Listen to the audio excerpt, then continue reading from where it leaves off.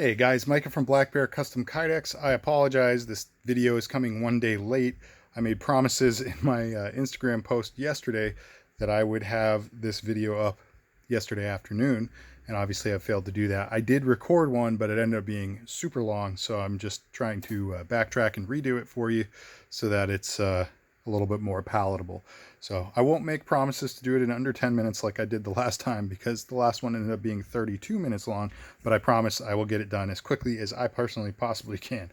So, all right, let's get into this. There are a lot of sheaths. These are all going to a gentleman named Dana.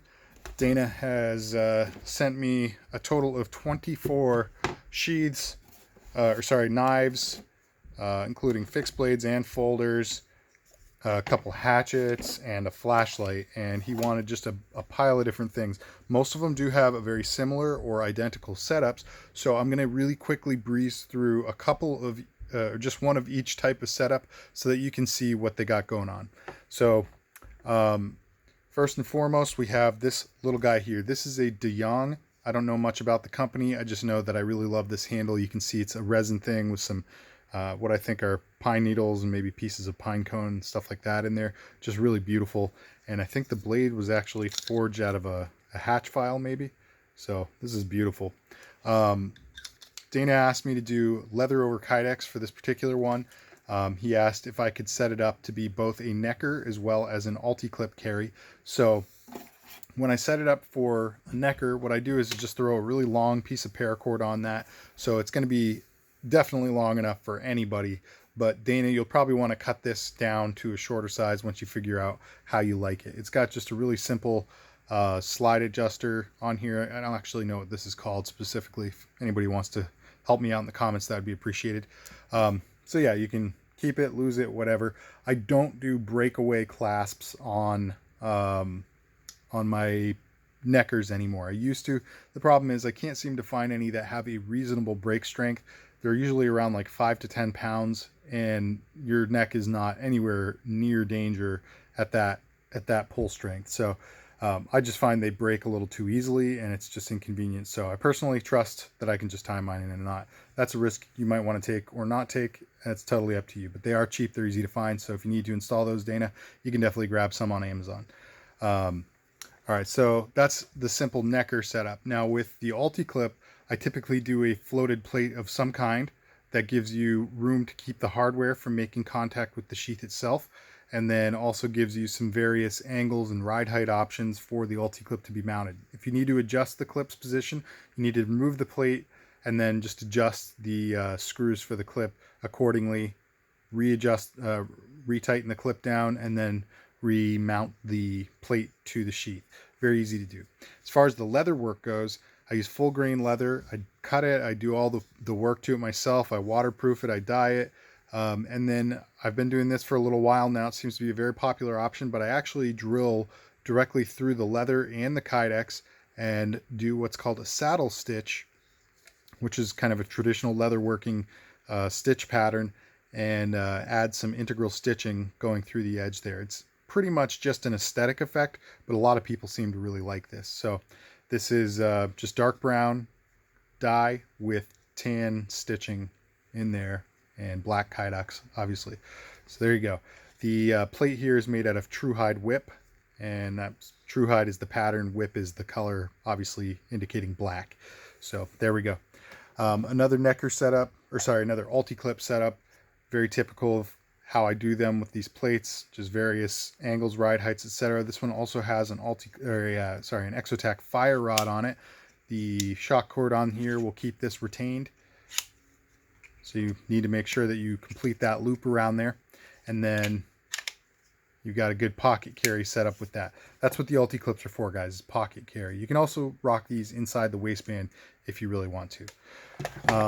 And then the other type of setup we have going a lot here is a tech lock on a pivot plate. Pivot plate is something I created. It basically is just a pivot point with some milled slots in it for the outside edges of the tech lock to be mounted to. So obviously it'll just pivot until it hits those stopping points at the edges, but it does give you a full 90 degrees of rotation. And the whole idea is that you can change the angle of your sheath on your belt without having to use any tools to do it. So you simply muscle it from a horizontal to a vertical position.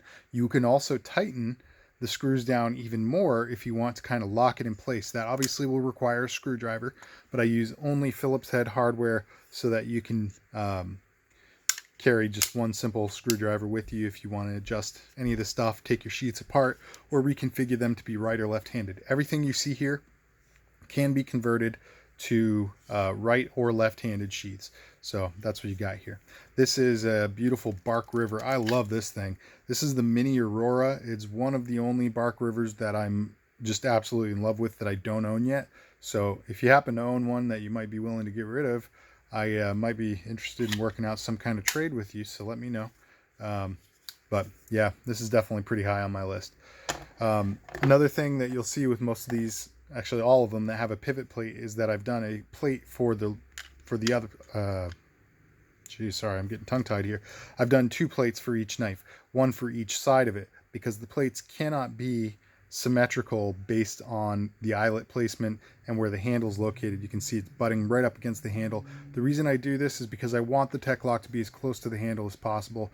You can definitely do a symmetrical plate if you're willing to compromise and have the tech lock moved back about a 1/2 inch, but that's just not something that I'm willing to compromise on because it does make for a weaker carry in my opinion. So this is a nicer setup and I'm willing to just do the extra work and have that second plate on there, so you do have right and left-handed should the occasion call for it.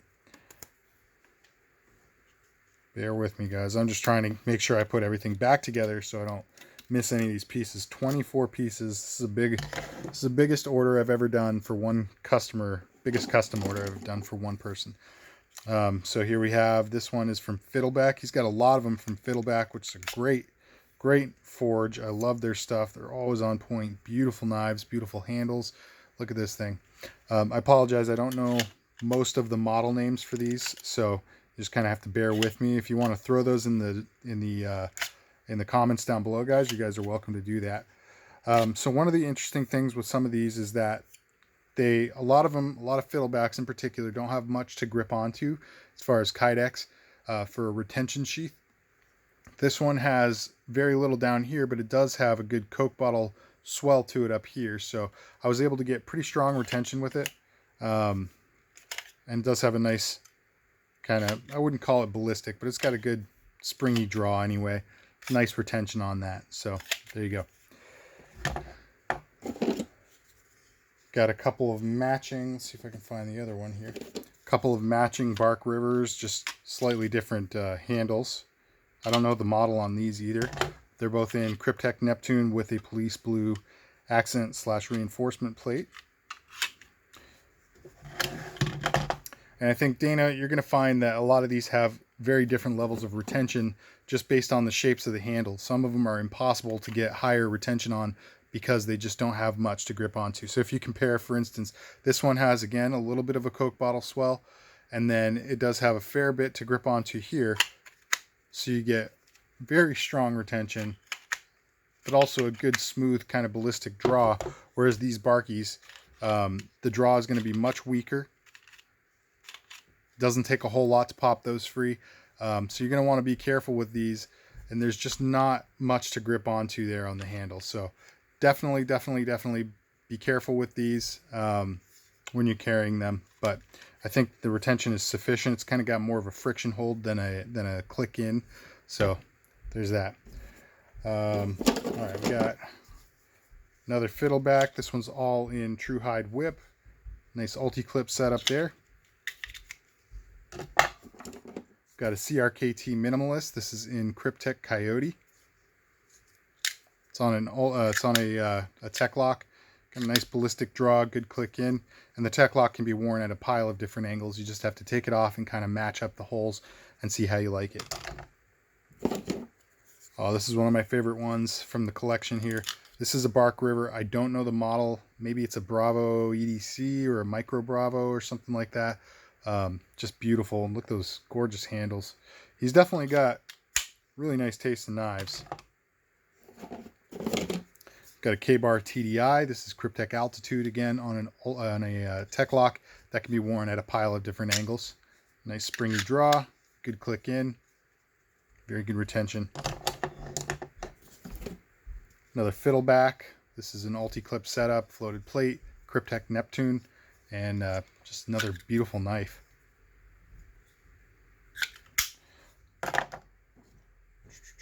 Trying to make sure I get all the fixed blades done here.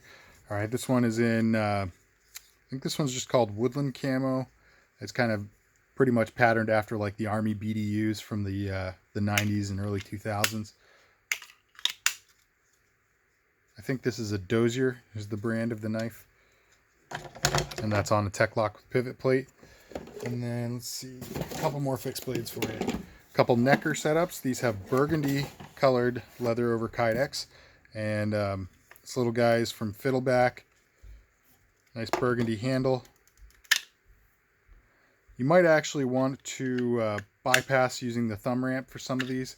It can definitely be done, but you're carrying it on your neck, you can actually just kind of grip it and jerk it down and get that to draw out. Or if you want to use your other hand to kind of brace the sheath and draw that out so you don't have so much of a tug on the back of your neck with that paracord. There you go. This one is a Bark River Canadian. I think it's actually the mini Canadian. Correct me if I'm wrong, guys. Not super up on all the models, but I believe this is the mini Canadian. This was a real pain in the butt to sheath. There's just nothing on the handle to grip, so you have to use the choil, but it's so small and so thin that what I ended up having to do is kind of compress the handle area in sideways to give it a little of a friction hold. But you do have very strong retention. It's definitely not just going to fall out on you. But at the same time, I would probably just grip and rip this one. The thumb ramp is a little bit superfluous maybe, but it's just kind of a byproduct. When you do a taco or a pancake style sheath, sorry, you're going to have somewhere that you can push against with your thumb no matter what. So there you go. All right, and the last fixed blade I have is another Fiddleback. This is gorgeous. Really love these knives. And the sheath is, again, in brown leather over Kydex with the tan saddle stitch going through the edges there. Also Tech-Lock with a pivot plate. All right, and then moving over, we have a flashlight. This is on a Tech-Lock for horizontal or vertical carry. And this one kind of has a natural stopper. So you push it in until it hits the little button housing there. To get it out, I would recommend giving it just a little bit of a twist as you pull it out, and that as well as when you resheath it, and it seems to come out a little easier. The texturing down here at the tail cap is definitely going to give a little bit of, it's going to generate a little dust over the first several hundred draws, I would expect, before it finally kind of wears it enough to where it won't do that anymore. You won't have to worry about it, however, wearing it so thin that your light will become loose or anything like that. But if in the event you find that it's starting to loosen up at all, this actually does have adjustable retention, so you can just tighten these all. I'd try to keep them tightened together if you want it to have this kind of natural stopper point like so. But there's actually one other option that you have. If you loosen up one side and kind of make it like, you know, loosest to tightest, you can actually get the little button housing to go down inside the tube, and it'll obviously go a little easier if you have it angled to where the button will go into this gap. There's just a little more room and flexibility there, but you can do that. You can have it kind of get obscured like that. So it's a nice little holster here for this flashlight. All right, now we have 5 folding knives. Now these are all in locking sheaths, but only 4 of them auto-deploy the knives. So this one here, Clotsley, I think is the brand name. I don't really know anything about it, but let me give you a quick rundown on how these sheets work. Basically, this is the lock, this face piece here, police blue with Cryptek Neptune. And as you can see, it's kind of pinching these 2 fins together, and that's the locked position. You can overcome it, but it takes a lot of force to do it. So this is really, it's not meant to be a foolproof lock, a true lock. It's meant to be there so that if you bump into something, your knife's not just going to pop free, or if somebody goes to grab it, they'd probably be surprised by how securely the sheath holds it, and it's not likely that they'd be able to just tear it free, or at least not before you'd have a chance to defend yourself. So you got that. When you want to open your knife, what you need to do is just push this away from your body, like so. You'll hear the click, and now you can see that this is between the 2 fins. It's no longer pinching them together. At this point, you can start to open it. Now look, as I separate the handle from the tip of the blade, you can see that the blade wants to stay in the same place in space. because the sheath is actually gripping it by the thumb studs. And now you need to keep that momentum going, kind of flick your wrist as you draw this down and out, and it will deploy your blade. Now some of these, this one in particular, the action, the opening action on it is very stiff. I don't know if that can be adjusted or not for this knife. I'm not going to mess with somebody else's knife like that, but Dana, you might want to do that. It'll definitely make it easier to deploy this. On the flip side, if you like it where it's at, it does still work, so it's not really necessary. It's just what I would personally do. Moving along, we have a couple from A.G. Russell. We'll go with the large one first. Now this one is one of the ones that I'm having the most trouble with getting it to consistently auto deploy because the technique for it is just difficult. This one has thumb studs that are really aggressive.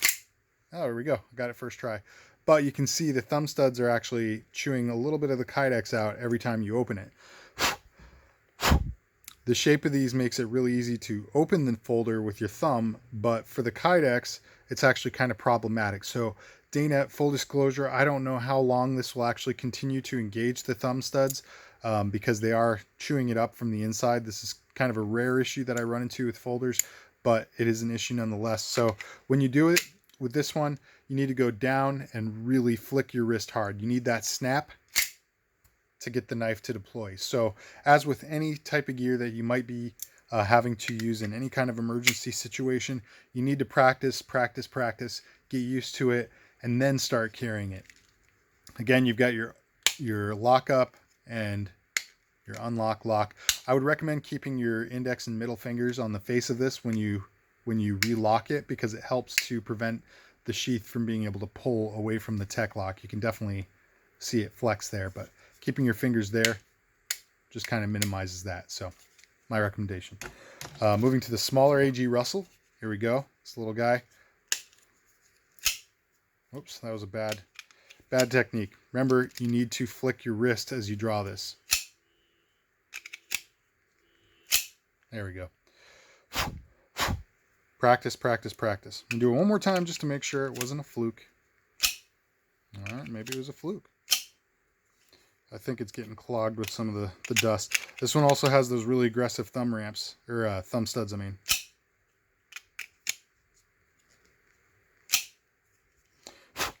All right, well, I'm gonna keep pressing forward, but I'll deal with this one. I don't know if you can see it or not, but it is chewing up the inside of that sheath pretty good. So these thumb studs may well be the end of the auto deploy function for these. Dana actually told me if I can't get some of them to deploy, it's not a big deal. He still wants the sheaths, so hopefully that's not a problem. Moving on, we have an SF folder. This one took some interesting blocking work because of the shape and geometry of the knife itself, but this one actually is the best of the five as far as the deployment goes. It's very springy, very easy to work with. Doesn't seem to be shredding the inside of the sheath at all, so I expect that it should work very consistently for a very long time. And also because of these cutouts in the liners, it's actually fairly easy to grip the knife as you do it. And then the last folding knife sheath here doesn't deploy the blade because it has no thumb studs, it has no opening hole. This one is a ZT. Still has a really good lock, and you can still just kind of draw it out like so, but it's a flipper, and there is a way to get auto deploy to work with a flipper. However, I have not ever successfully been able to do that and make it also have a lock on it, the sheath. So there's that, food for thought. I'm also generally not a big fan of the auto deploy things for the flippers. It just feels really uncomfortable doing it. So personally, I wouldn't get an auto deploy sheath for a flipper, but if you do want a sheath, I can make you one, and then all you have to do is kind of just draw your sheath, draw your knife, and then deploy it like so. This one I'd had to do a little cutout there for the pocket clip to make sure it wasn't snagging on anything, but there you go. Obviously, these are all police blue with Cryptek Neptune. He's got a very similar color pattern going on with all of his folders, so I thought the same color pattern for the sheaths would actually be a nice little touch. All right, the last two items I have for you are a couple of Hatchet sheaths. This one is for a company, I'm going to try to pronounce it. I think it's Karswandon.